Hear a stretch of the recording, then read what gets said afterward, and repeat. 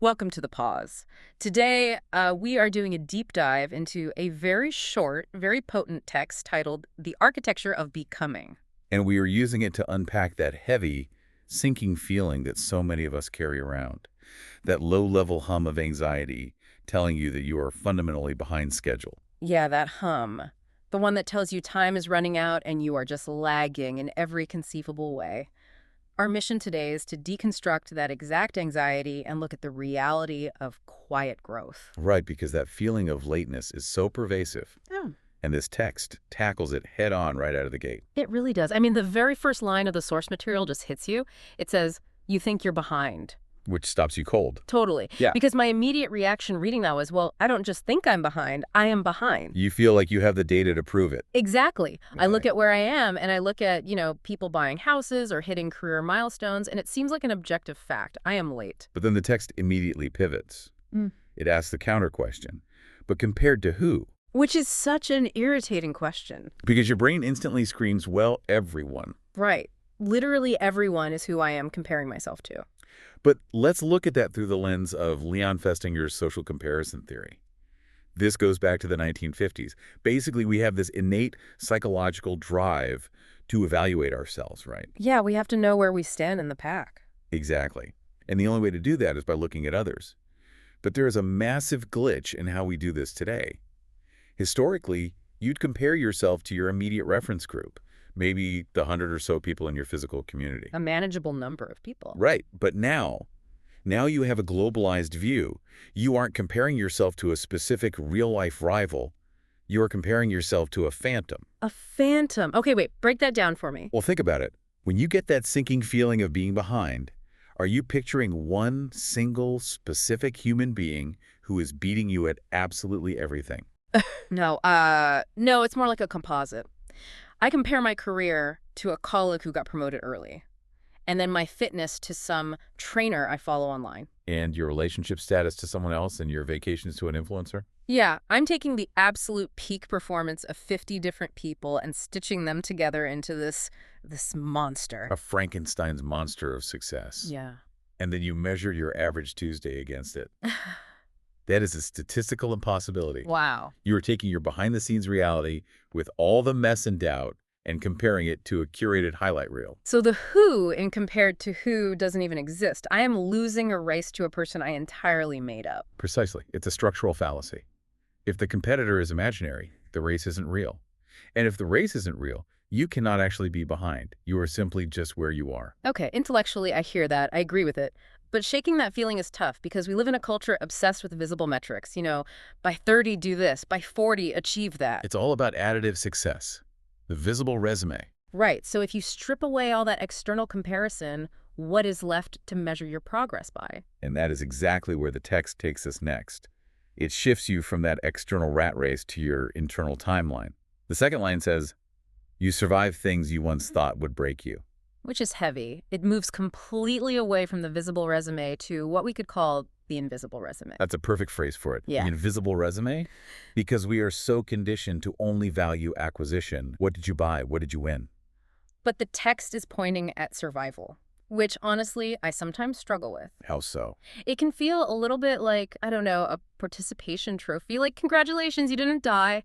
Is surviving really an achievement, or is it just the baseline requirement for existing? I am so glad you brought that up because it's such a common misconception. Mm-hmm. We tend to view survival as this passive thing, like you just floated on your back while a storm passed over. Yeah, exactly. Just waiting it out. But biologically, survival is an incredibly active, expensive process. Mm-hmm. Think about homeostasis. To keep an organism completely stable when the environment around it is trying to freeze it or starve it or crush it, that requires a massive amount of energy. So just staying the same, just not collapsing, is actual work. It is immense work. When the author writes, things you once thought would break you, they were talking about periods of extreme psychological load, grief, burnout, trauma. Things that take everything you have. Right. If you spent 2 years of your life just keeping your head above water, you were not stalled. You weren't falling behind. You were diverting 100% of your available energy toward maintaining your structural integrity. That is a completely different way to look at it. Let's say I'm building a house and a massive hurricane hits, I don't keep framing the roof. Hmm. I stop and I spend all my time and money sandbagging the foundation. Exactly. And to an outsider walking past, they might look at your house and say, well, it hasn't gotten any taller. Yeah. You are really behind schedule. But I know that I was doing the most critical work possible, making sure the whole thing didn't wash away. Yes. Survival is not the absence of failure. It is the active, deliberate maintenance of the self under pressure. It is a massive achievement. Which makes that invisible resume suddenly feel very real. It does. And it leads right into the next idea in the text, which might be my favorite. It says, you learned lessons you never wanted to learn. Oof. Yeah. That is the stark opposite of toxic positivity. Absolutely. We love the concept of lifelong learning when it's fun. I learned Spanish. I took up pottery. Right, consensual learning. Stuff you signed up for. Exactly. But this text is explicitly acknowledging non-consensual learning, the brutal lessons forced on you by circumstance. And it doesn't sugarcoat it. No, it doesn't. And this connects deeply to a psychological framework known as post-traumatic growth. Is that the same thing as resilience? Not quite. Resilience is about elasticity. It's about bouncing back to your original shape after being stretched or compressed. Post-traumatic growth is different. It's when the experience fundamentally remodels your structure. So you don't go back to who you were? Right. The text specifies lessons you never wanted to learn, because this kind of growth is painful. It actively rejects the cliché that everything happens for a reason. Oh, I'm so glad. I despise that phrase. Most people do, because it invalidates the pain. Post-traumatic growth isn't saying, oh, I'm so glad that terrible thing happened. It's saying, that was horrific, and I would trade it back in a heartbeat, but I am permanently different now because of it. To use the house metaphor again, it's like coming home and finding a hurricane ripped out a wall. You didn't ask for an open concept living room. You liked your wall, Yes. but the wall's gone, and now you have to figure out how to live in this new layout. That is a brilliant way to phrase it. And those unwanted lessons, that is the architecture of becoming. They aren't decorative elements. They are the new load-bearing pillars of your personality. You have this deep knowledge about grief or failure or empathy that you could never have learned from a textbook. You paid an exorbitant price for that wisdom, but it is yours now. It is structurally part of you. It validates the struggle without demanding that you be grateful for it. Exactly. And from that heavy realization, the text moves to the shortest, simplest line in the whole piece. Just 3 words. You kept going. It's so brief, almost underwhelming compared to the rest of it. It feels simple, but think about the physics involved. Think about inertia. Okay, an object at rest stays at rest. Right. When you have been completely stopped or when you have been crushed under the weight of those unwanted lessons, the sheer amount of energy required to just initiate movement again is staggering. That is so true. Just getting out of bed on the absolute worst day of your life is physically harder than running a marathon on your best day. Without a doubt. We are so conditioned to judge ourselves based on velocity. How fast are we moving? But this text is arguing that the true victory is simply continuity, moving at all. It values continuity over velocity. Yes, it's the sheer refusal to stop completely. Have you ever heard the biological metaphor of the Chinese bamboo tree? I think so. Is that the one that doesn't grow for a really long time? That's the one. You plant the seed, you water the dirt, you fertilize it. And for 5 entire years, absolutely nothing breaks the surface. Nothing at all. Nothing visible. Yeah. If you are operating on a visible resume mindset, you'd look at that patch of dirt and say, this is a total failure. I'm 5 years behind. Because there is zero external proof of progress. Exactly. Yeah. But beneath the surface, that tree is doing immense invisible work. It is building a massive, complex root system in the dark. Preparing for what comes next. Right. And then in the 5th year, once the foundation is fully established, it shoots up 90 feet in just 6 weeks. Wow.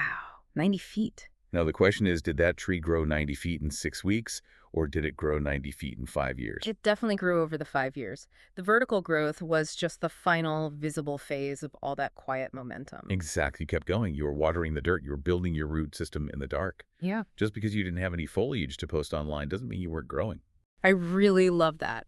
It takes the shame out of the waiting period. It makes the invisible work feel tangible. It does. And that sets up the absolute turning point of the text, the big final reframe. It says, maybe you're not late.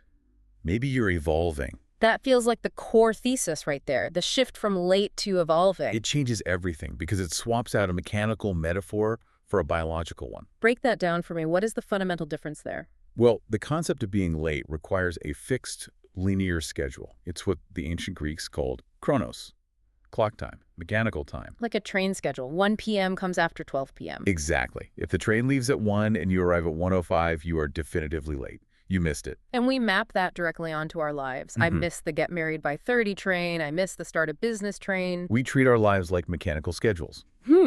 But evolving doesn't operate on chronos. It operates on what the Greeks called kairos. Yes. Qualitative time, the opportune moment. A biological process doesn't check a wristwatch.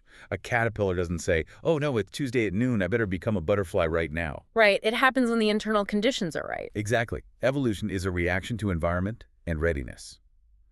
And metamorphosis, that process of evolving, is incredibly messy. It's not just popping on a pair of wings and flying away. Not at all. It is literally violent.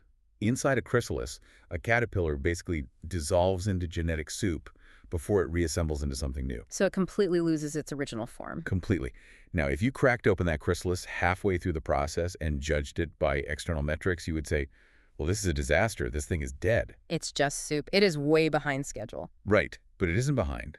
It is exactly where it needs to be. It is in process. That soup phase, that is the confusion. That is the exhaustion. That is the unwanted lessons. It is the necessary raw material for the new structure. So when the author says, maybe you're evolving, they are essentially telling us to stop judging our own messy soup phase against someone else's butterfly phase. Yes, you cannot be late to your own evolution. It literally takes as long as it takes. That is a massive relief. If you are still in the dark, it's not a failure. Your root system is still spreading. Your new architecture is still settling. It is not wasted time. It is gestation. It completely removes the panic of the external clock. It means that your feeling of being behind is just a fundamental misunderstanding of what you are actually building. Right, like we said earlier, if you are throwing together a quick shed, yeah, it takes a weekend. But if you are building a cathedral, it takes a lifetime. And a cathedral looks like a chaotic construction site for 100 years before it looks like art. I really like that. We spend so much energy chasing these quick, highly visible wins that we panic when we are actually tasked with building something deep and complex. Which is exactly why the title of the piece, The Architecture of Becoming, is so perfect. It is an active construction site. You are not a finished product that missed a deadline. You are becoming. Okay, let's synthesize all of this. Because we've covered a lot of ground. We started with that crushing panic of being late. And we dismantled that by recognizing that late only exists if you compare yourself to a phantom competitor who has the best traits of 50 different people. Which is impossible. Then we looked at the invisible resume.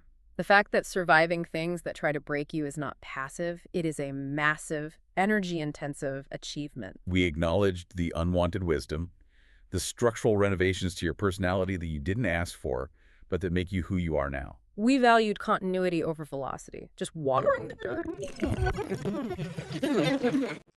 Mechanical clock.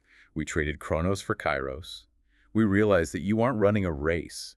You are an organism adapting and evolving. Which means you aren't late. You are just taking root. It completely shifts the internal monologue from, why am I not there yet, to, what am I becoming right now? It is a much kinder way to view our own lives. And it leaves us with a really provocative final thought to carry forward. Let's hear it. If you stop viewing time as your enemy, as this dwindling resource that is constantly running out on a ticking clock, and instead start viewing time as a tool. As the raw material. Exactly. As the raw material you need to build resilience and evolve, how does your daily anxiety change? Because in a mechanical race, time is always something you are losing. But in an evolution, time is the only mechanism that allows you to arrive. That is something to sit with. I am definitely going to be looking at my own chaotic soup phase with a lot more patience this week. As you should. Let the roots grow. You've been listening to The Pause, and we'll be back at 8 a.m. tomorrow.